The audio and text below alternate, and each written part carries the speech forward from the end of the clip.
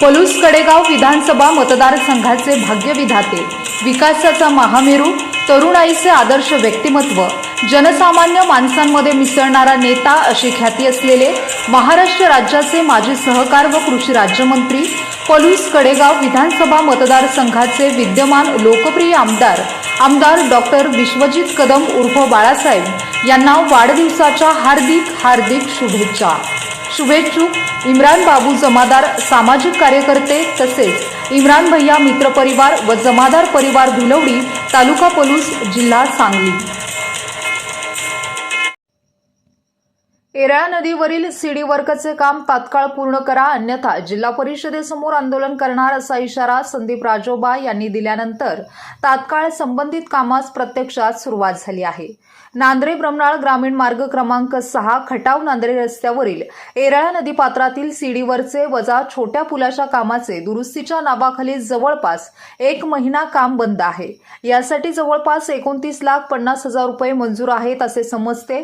सांगलीकडे जाण्यासाठी जवळचा मार्ग म्हणून ब्रह्मनाळ, खटाव, सुकवाडी तसेच गारपीर व पाटीलमळा मार्गे भिलवडी, अमनापूर, माळवाडी, अंकोलखोप, चोपडेवाडी या पलूस तालुक्यातील व इतर गावांना फायदा होतो। सध्या हा सीडी वर्क वजा पूल दुरुस्तीच्या कामानिमित्त वाहतुकीसाठी बंद असल्याने या सर्व गावांना सांगलीला जाण्यासाठी वसगडे मार्गे चालू असलेले प्रवाशांना जवळपास 4 किलोमीटरचे जादाचे अंतर फिरून जावे लागत आहे।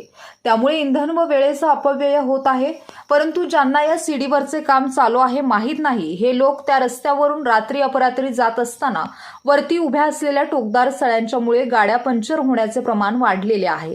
याच रस्त्यावरती नांद्र्याला शाळेला जाणारे विद्यार्थी तसेच एमआयडीसीत कामाला रात्री अपरात्री जाणारे कामगार यांना प्रचंड त्रास सहन करावा लागत आहे। तसेच कामाच्या ठिकाणी काम चालू असल्याने रस्ता बंद असलेल्या किंवा सदरचे काम शासनाच्या कोणत्या विभागामार्फत चालू आहे, कामाचा एकूण खर्च, काम पूर्ण करण्याचा कालावधी यांचा उल्लेख असलेला फलक कुठेही लावण्यात आलेला दिसून येत नाही।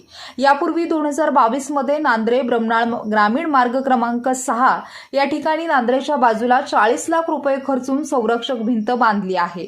ती एका वर्षामध्येच भेगाळली असून कोणत्याही क्षणी ढासळण्याच्या मार्गावर आहे। तरी त्याचे स्ट्रक्चरल ऑडिट होणे गरजेचे आहे। वरील कामासंदर्भात जिल्हा परिषदेच्या ई व द कार्यकारी अभियंता बांधकाम विभाग यांना दूरध्वनीवरून संपर्क साधला असता पंचायत समिती मिरजेच्या उपकार्यकारी अभियंता वृंदा पाटील यांच्याकडून माहिती घेऊ असे जुजबी उत्तर देण्यात आले। यावरून या कामाप्रती वरिष्ठ अधिकाऱ्यांना गांभीर्य नसल्याचे दिसून येते। तसेच शाखा अभियंता सुतार यांच्याशी संपर्क साधला असता येत्या 2 दिवसांमध्ये काम सुरू करण्याचे आश्वासन त्यांनी दिले आहे। जर आश्वासन पूर्ण नाही केले तर ब्रह्मनाळ, खटाव, नांद्रे या गावाच्या वतीने जिल्हा परिषदेसमोर जोपर्यंत बंद असलेले काम सुरू होऊन पूर्ण होणार नाही तोपर्यंत हे आंदोलन करण्यात येईल। तसेच आंदोलनाच्या काळामध्ये कायदा व सुव्यवस्थेचा प्रश्न निर्माण झाल्यास त्याची सर्वस्वी जबाबदारी ई व द बांधकाम जिल्हा परिषद सांगलीची राहील असा इशारा पोलीस पंचायत समितीचे माजी सदस्य तथा जिल्हा कार्याध्यक्ष स्वाभिमानी शेतकरी संघटना संदीप राजोबा यांनी दिला होता।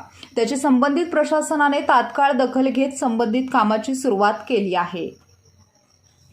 नांद्रे ब्रह्मनाळ ग्रामीण मार्ग क्रमांक 6 वरती खटाव नांद्रे या ठिकाणी एराळा नदीच्या पात्रामध्ये कॉजवे वजा सीडीवर्क पुलाचे काम जवळपास 1 महिना दुरुस्तीच्या नावाखाली बंद आहे। त्या कामासाठी जवळपास अंदाजे 30 लाख रुपये मंजूर झाले आहेत, परंतु त्याचा कुठेही फलकाचा बोर्ड लावलेला नाही। तसेच काम बंद असल्याचा फलक सुद्धा कुठं लावलेला नाही। हा मार्ग बंद असल्यामुळे रात्री अपरात्री चुकून त्या रस्त्यावरून जाणाऱ्या मोटरसायकल असतील, 4 चाकी असतील, यांचे त्या कामावरती जे सळ्यावरती आल्या त्या सळ्या लागून पंक्चर होत आहेत।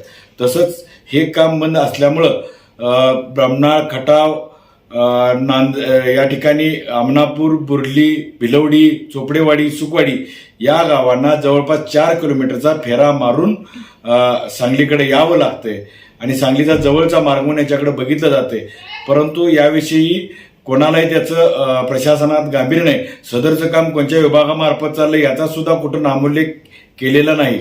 यासाठी सांगली जिल्हा परिषदेच्या कार्यकारी अभियंता इमारत व दळण बांधकाम विभाग यांना फोन केला असता त्यांनी मिरज पंचायत समितीच्या डेप्युटी इंजिनियरना विचारून त्यांना फोन करतो असं त्यांनी आश्वासन दिलं होतं, पण आज अखेर त्यांचा काही फोन आलेला नाही. तसंच या ठिकाणी डेप्युटी इंजिनियर मिरज पंचायत समिती यांचा देखील फोन लागलेला नव्हता. त्यानंतर त्या विभागाचे शाखा अभियंता सुतार यांच्याशी संपर्क साधला असता त्यांनी त्या ठिकाणी येत्या 2 दिवसामध्ये काम चालू करतो असं आश्वासन दिलं होतं. जर का याच्याकडे गांभीर्यानं जर बघितलं नाही किंवा अनदेखी केली तर स्वाभिमानी शेतकरी संघटना तसंच या सर्व वरील उल्लेख केलेल्या गावातील सरपंच व ग्रामस्थ मिळून जिल्हा परिषदेसमोर आंदोलन करण्यात येईल असा इशारा इमारत व दळणवळण विभाग जिल्हा परिषद सांगली यांना दिला होता. याची गांभीर्याने दखल घेऊन त्यांनी तात्काळ कामाला सुरुवात केलेली आहे.